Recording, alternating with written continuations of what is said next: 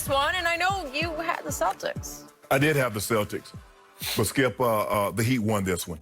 The Celtics shot better from the field. They shot better from the three-point line. They out-rebounded the Celtics.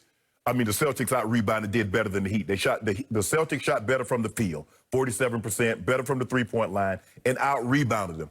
But also what they did is that they turned it over, 19-8. And 7 of those came in the fourth quarter when the game, they were ahead.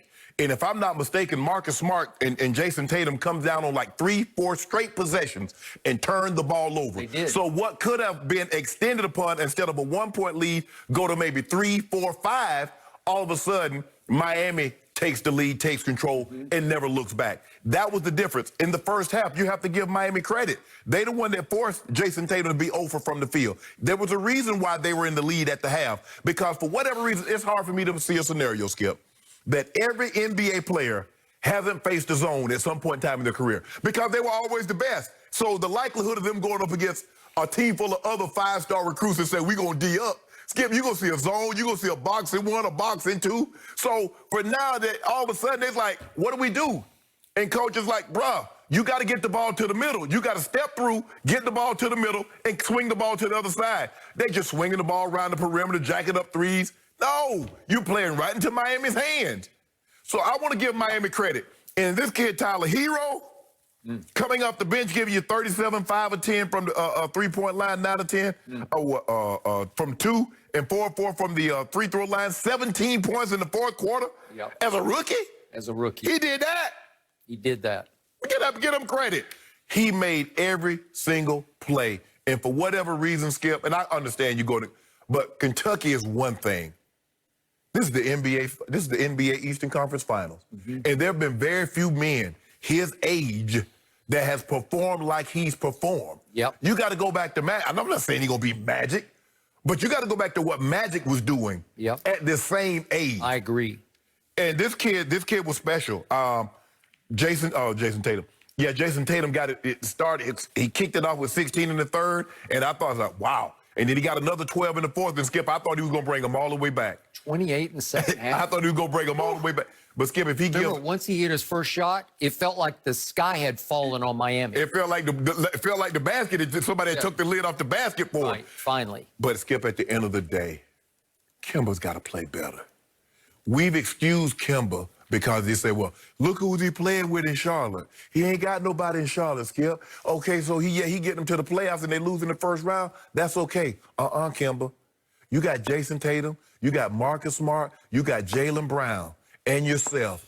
There's no reason for you guys to be in this position. Miami's good, but you're equally as talented. They're just outplaying you, bro. They need more from you. Smart didn't shoot the ball well last night, but he did go 11 assists? Yep.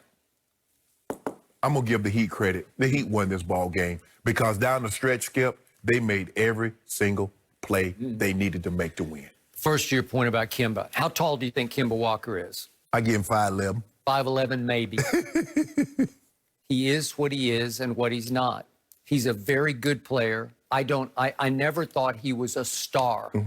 He couldn't lift that Charlotte franchise up because he can only do so much at about 5'11". And we gave him the benefit of the doubt, saying, well, he doesn't sound like they're loaded with talent in Charlotte. No. But look, he's not Kyrie. No. And I know Kyrie's self-destructed in Boston and just alienated the whole franchise. I got it. But when in a game like this, if it's Kyrie with the basketball in his hands, you know what's going to happen. They're going to win it. So he's doing the best he can with what he has to work with. He's just not that guy to do that. Jason Tatum can be, and it looked like he was. Yep. And I don't know how Boston can shoot it much better in the second half than they shot it last night, or in the fourth quarter than they shot it last night. They were extraordinary.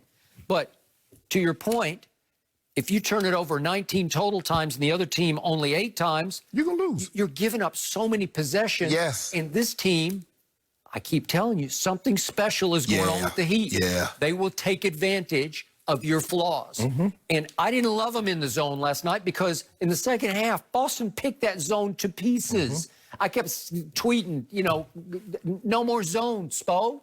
Get out of it. He said in his between quarters interview, maybe I'll get out of the zone, but he never did. Right.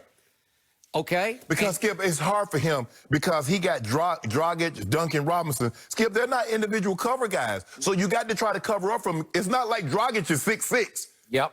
And Duncan Robinson is a liability on the defensive end. So you got to try to protect him as much as you possibly can. So that's why they go. That's why they mainly stay zone.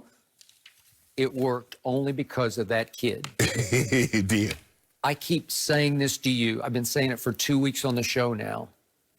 It's been a long, long time since I saw a rookie play at this level of the playoffs with this kind of fearless poise and control. Mm-hmm. He's completely in control of himself in the situation. He doesn't play out of control. He doesn't play too fast. Right. He lets the game sort of come to him, and then he just annihilates the game. He waits. Last night, do you know how many times they got to the end of the clock and they're like, we got nothing here. I got it. Yeah. I'll create something. He was unbelievable. Do you know how many end-of-clock shots he hit? Do you know what they used to call Michael Jordan when I covered him in the Last Dance year in 1998? The ultimate bailout guy. Yes. That's what he was referred to. Because he would bail you at the clock. Right. When in doubt, just give it to 23 and let him just operate and either get to the free throw line or make some shot where you say, how do you do that? But Skip, that's the heat. Look at Dragic. How many times did Dragic bail him out with a three or a layup? Gordon Hayward got him dead to right. 2 seconds on the clock. He whips around. He made 2 or 3 big. Yes. That's what they do. You're like, oh, we got him. It's 20, 21, 22. Ah, man. That is so frustrating. Okay, so to your point, and I'm glad you made this point, in my memory bank, I got to go all the way back to Magic Johnson's rookie year when he stood in for Kareem Game 6. in Game 6 at Philly and went, what was it? 42, 15, and 7. 15 and 7. Wow, 42, 15, and 7. Now, that's even beyond what Herro did. He played all 5 positions. And they won the championship. And my point is, I didn't see this from Bird or Jordan in their rookie years because they didn't get that far in the playoffs. Right. Bird lost to the Sixers in 5. Right. And he was good. He averaged 14 rebounds in that. I think it was 22 and 14. Mm-hmm. But, you know, Jordan was very good, but he got swept by the Bucks in his first go-around. And it was like, okay.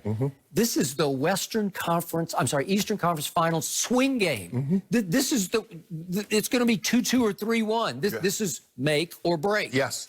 And every shot he shot seemed to save them and fend off another rally from the Celtics, who in the second half just looked like, we got it. No, you don't. No, you don't. No, you don't.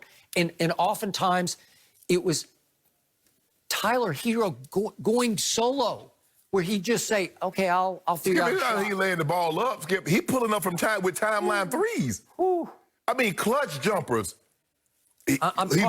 We showed it, Skip. He's losing the ball. He turn around. I'm talking about swagger and confidence.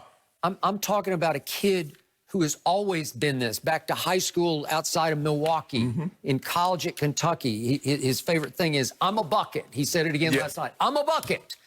Well, it's just his calling card. I'm a bucket, meaning he believes he can go get you one. Yes. He'll go get you one at any time. Yes. You need a bucket? I got a bucket. Yes. Okay, so here's what I asked Coach Cal, who I know, and I love Coach Cal, but where was that guy last year at Kentucky? He averaged 14, 5, and 3.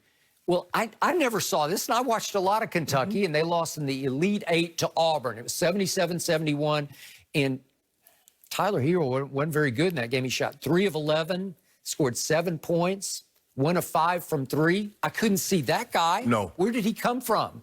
Well, guess what? A whole bunch of teams in the first round of the draft did not see that guy because I'll still give you Zion and Ja, obviously going 1 and 2. Yeah.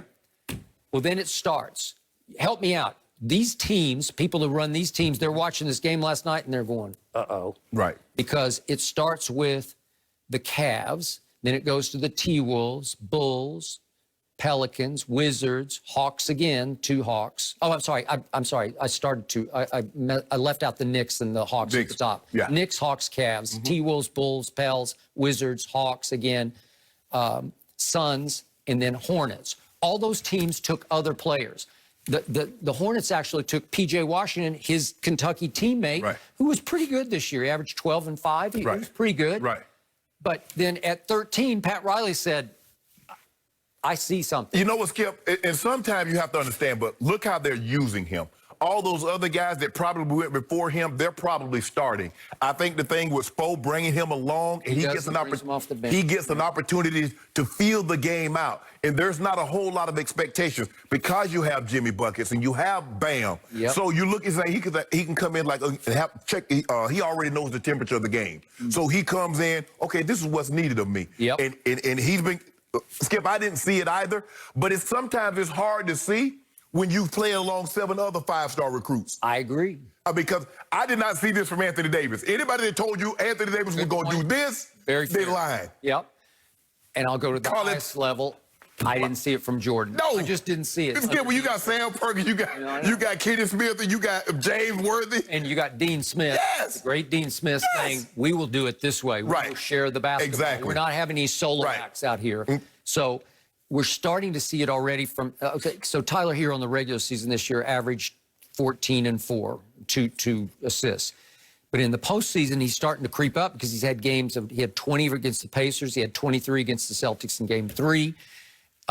It's starting to happen where you see explosion from him. They're starting to believe in him, lean on him, and now Heat Nation is going with their. Have you followed the Baby Goat thing on? Okay, so they call him Baby Goat, except that was his nickname or the team nickname for the 3 rookies this year, right? And it was Kendrick Nunn and Chris Silva was undrafted, but they were the Baby Goats, and they have a little thing they do with their